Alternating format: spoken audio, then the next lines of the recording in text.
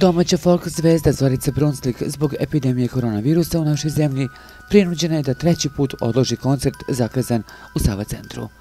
Zorica je prvobitno trebalo da održi koncert 21. aprila pa 28. oktobra, a potom je pomeren za 29. decembar.